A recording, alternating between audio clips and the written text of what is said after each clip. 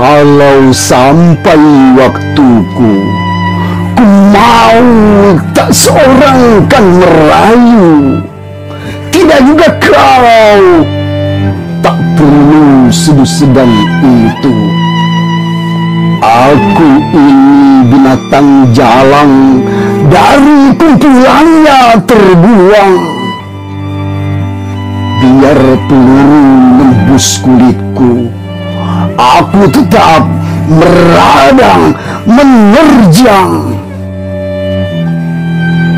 Luka dan bisa kubawa berlari, berlari hingga hilang pedih perih, dan aku akan lebih tidak peduli. Aku mau hidup 1000 tahun lagi. Khairil Anwar. Aku barangkali di antara semua sajak yang pernah ditulis Khairil Anwar, sajak akulah yang paling populer dan paling banyak dibacakan orang di Indonesia, bahkan di beberapa kota di mancanegara. Sekarang, siapakah Khairil Anwar? Apa dan bagaimana kepenyairannya? Yuk ikuti video ini sampai selesai. Let's go!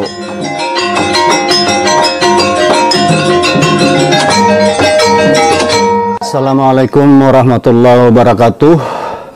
Selamat malam dan salam sejahtera untuk kita semua. Senang sekali bisa menjumpai Anda kembali dalam kesempatan ini melalui channel Jamaate Suryanata. Sahabat sekalian, sebagaimana kita maklumi bersama, setiap tahun, setiap tanggal 28 April di beberapa kota di Indonesia, bahkan di hampir seluruh pelosok tanah air, orang-orang banyak yang memperingati Hari Puisi Nasional atau yang sekarang lebih populer dengan istilah Hari Puisi Indonesia atau HPI. Pertanyaannya sekarang, mengapa harus tanggal 28 April? Kenapa misalnya tidak tanggal 2 Januari, tanggal 20 Maret, 31 Juli, 21 Desember, atau tanggal-tanggal lainnya? Barangkali jawaban ringkasnya, mungkin Anda pun sudah tahu bahwa tanggal 28 April itu diambil dari hari meninggalnya penyair besar Indonesia Khairil Anwar. Sebab Hari Puisi Indonesia sendiri pada mulanya bukan diperingati sebagai hari puisi, tetapi sebagai Hari Khairil Anwar. Jadi dulu setiap tanggal 28 April itu diperingati sebagai Hari Khairil Anwar. Nah, sekarang ini sudah diperluas peringatan itu menjadi Hari Puisi Indonesia dan sudah ditetapkan setiap tanggal 28 April itu sebagai Hari Puisi Indonesia. Nah, kemudian sebagai pertanyaan selanjutnya, mengapa mesti Khairil Anwar? Mengapa tanggal kematian Khairil Anwar yang harus dijadikan sebagai Hari Puisi Indonesia? Nah, inilah persoalan yang selanjutnya akan kita bahas. Karena tentu saja ada alasan tertentu yang membuat penetapan tanggal 28 April itu sebagai Hari Puisi Indonesia. Kenapa bukan hari kematian Rustam Effendi, misalnya J.E. Tengking, Sanusi Pane, Amir Hamzah, Ali Hasmi, Sultan Takdir Ali Shahbana, Sitor Sitomorang, W.S. Rendra, atau penyair-penyair tersohor Indonesia lainnya? Apa dasarnya dan apa alasannya? Nah, sahabat pecinta sastra Indonesia, inilah yang akan menjadi topik obrolan kita pada video kali ini. Tentu saja ada argumen yang kuat mengapa justru tanggal kematian Khairil Anwar yang dipilih sebagai Hari Puisi Indonesia. Namun, sebelum kita membicarakan pokok masalah ini, ada baiknya terlebih dahulu kita kenali sosok penyair yang tanggal meninggalnya itu dijadikan sebagai Hari Puisi Indonesia, yaitu Khairil Anwar. Siapakah dia? bagaimana jejak kepenyairannya dan bagaimana pula proses kepenyairan, estetika perpuisiannya, dan hal-hal lain yang terkait dengan dunia kepenyairan Chairil Anwar. Banyak orang yang tahu nama Chairil Anwar, banyak orang yang hafal beberapa sajak Chairil Anwar, bahkan terutama lagi adalah ungkapan-ungkapan yang dipetik dari larik-larik puisi Chairil Anwar. Tetapi jika ditanyakan siapa Chairil Anwar dan bagaimana jejak langkah kepenyairannya, tentu banyak orang yang tidak tahu. Untuk itulah dalam rangka menyambut Hari Puisi Indonesia pada tahun ini, saya akan banyak berbicara tentang Chairil Anwar. Sekedar perkenalan awal, kita perlu dari awal untuk memperkenalkan sosok pribadi Chairil Anwar. Chairil Anwar dilahirkan di Medan, Sumatera Utara pada 26 Juli 1922 sebagai anak sematawayang dari pasangan Tulus dan Saleha. Ayahnya berasal dari Tai Beruah, 50 Kota, Sumatera Barat. Dia seorang pamung praja di Medan. Konon pada masa revolusi, dia juga sempat menduduki jabatan sebagai Bupati Indragiri, Karesidenan Riau. Tapi kemudian konon beliau tewas dalam satu peristiwa yang bernama pembantaian Rengat. Sementara itu, ibunya berasal dari Situjuh, juga masih di 50 Kota, Sumatera Barat, dan masih berkerabat dekat dengan Sultan Syahrir, seorang tokoh Partai Serikat Islam yang juga pernah menjabat sebagai Perdana Menteri pertama Indonesia. Semasa kecilnya, Chairil Anwar mula-mula bersekolah di Hollands Inland School atau sekolah dasar untuk orang-orang Bumi Putra pada masa kolonial Belanda. Setamatnya dari HIS, ia melanjutkan pendidikannya di Meer Adgerbreed Leger Onderwijs atau disingkat MULO. Namun saat usianya menginjak 19 tahun dan masih duduk di kelas 2 MULO, ayahnya kawin lagi dan bercerai dengan ibunya. Hal ini kelak berdampak buruk pada perjalanan hidupnya di kemudian hari. Akibat ulahnya itu, Chairil mulai membenci sang ayah dan menginginkan kehidupan lain. Lalu, ia pun nekat merantau ke Batavia atau sekarang ini dikenal dengan nama kota Jakarta. Tidak berselang lama, sang ibu menyusulnya. Namun ada versi lain bahwa yang menyusul itu justru Chairil Anwar. Jadi dalam versi yang berbeda, Chairil Anwar menyusul ibunya pergi ke Batavia. Nah, di kota Batavia ini, Chairil melanjutkan pendidikannya dan di kota ini pula ia mulai berkenalan dengan dunia sastra, kepenyairan, dan seni pada umumnya.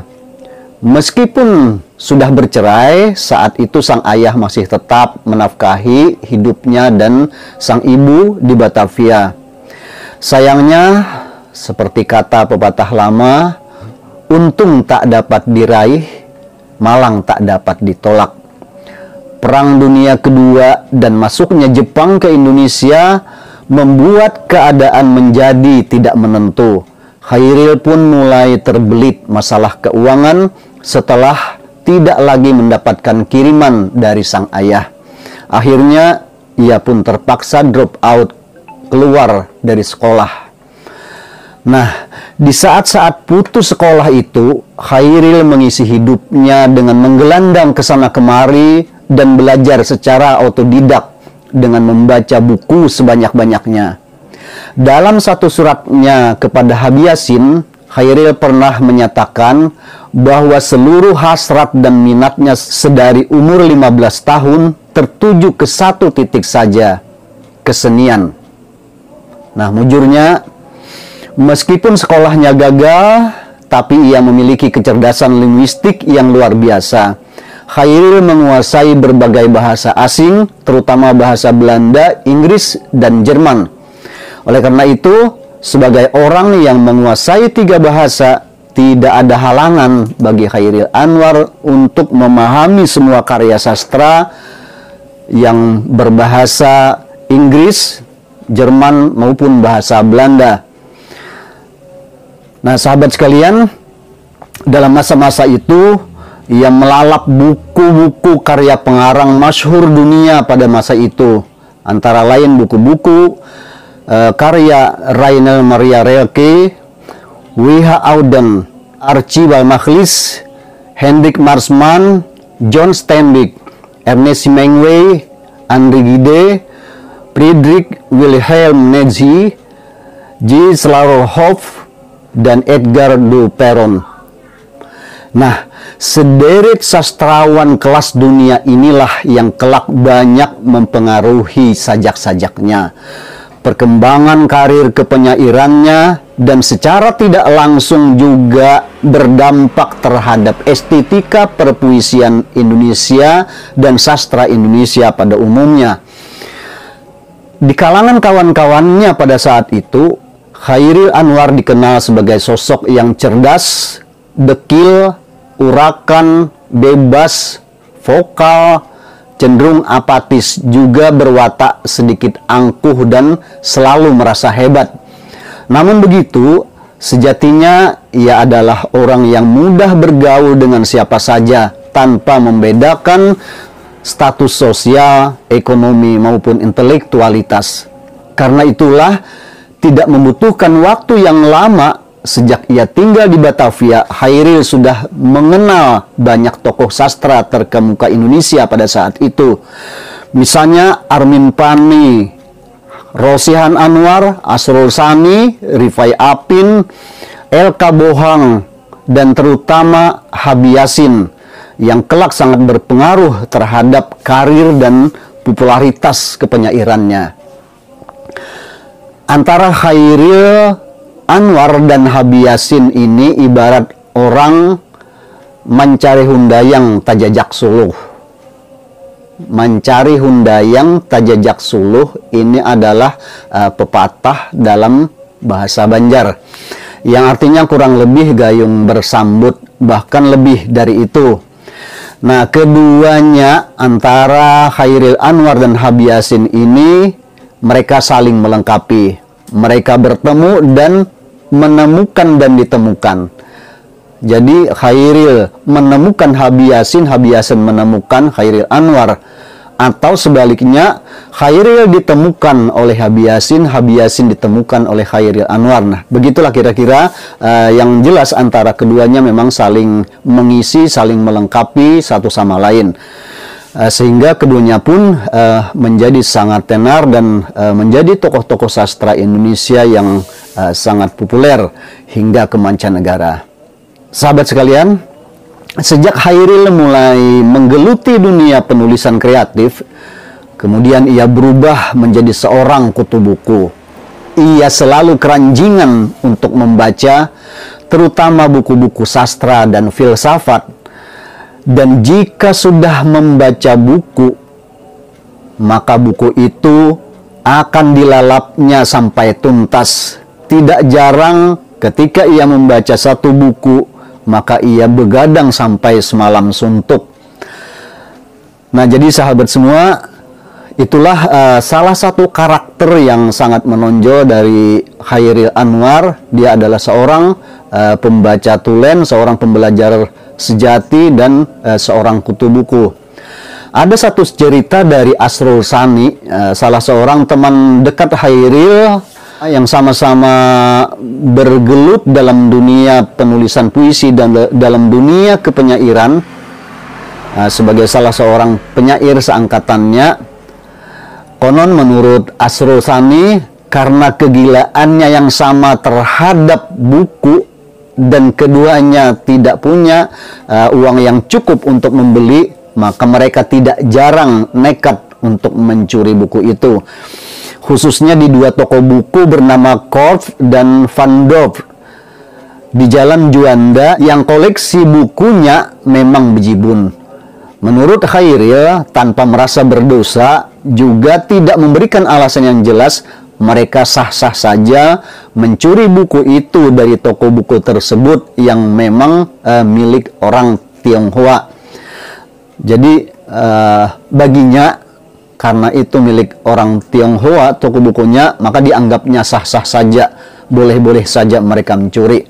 Dan tentu saja ini bukan sesuatu yang baik untuk kita tiru. Sahabat sekalian, satu ketika masih bersama Asrul Sani, diam-diam Khairil Anwar mengambil sebuah buku bertajuk, ini yang diinginkannya adalah buku bertajuk Also Speech Zarathustra karya Friedrich Nietzsche, yang memang sangat diinginkannya sebelum itu. Setelah mereka keluar agak jauh dari toko buku itu, Khairil baru sadar, ternyata buku yang diambilnya dari toko buku itu adalah kitab suci. Jadi buku Friedrich Nietzsche tadi yang diinginkannya, maksudnya untuk mengambil buku itu, ternyata yang dibawanya keluar justru kitab Injil. Nah, karena itu setelah dia mengetahui kesalahannya sendiri, maka Khairil Anwar pun menjadi sangat kecewa dengan dirinya sendiri. Nah, itulah sepotong kisah jenaka sekaligus kisah konyol dalam kehidupan Khairil di antara sederet cerita lainnya. Tentu saja masih banyak cerita menarik lainnya dari perjalanan hidup sang penyair legendaris ini bersama teman-teman seniman lain seangkatannya. Namun, kalau harus saya ceritakan sekarang semuanya, tentu akan terlalu panjang durasi video ini nantinya. Oleh karena itu, untuk sementara izinkan saya menyudahi dulu obrolan kita pada kesempatan ini. Namun dalam beberapa video selanjutnya saya masih akan berbicara tentang Khairil Anwar. Ada banyak sisi kehidupannya yang pantas kita angkat ke permukaan, terutama dalam konteks kesastraan dan kepenyairan. Yang baik kita jadikan model keteladanan, yang buruk tentu saja harus kita campakkan jauh-jauh dari kehidupan kita. Karena sebagai manusia, tentu siapapun tidak lepas dari kesalahan dan kehilafan. Termasuk dalam kekaryaannya ketika dia menulis puisi dan menerjemahkan puisi, juga apa yang kemudian nanti dia terkena tuduhan sebagai seorang plagiator.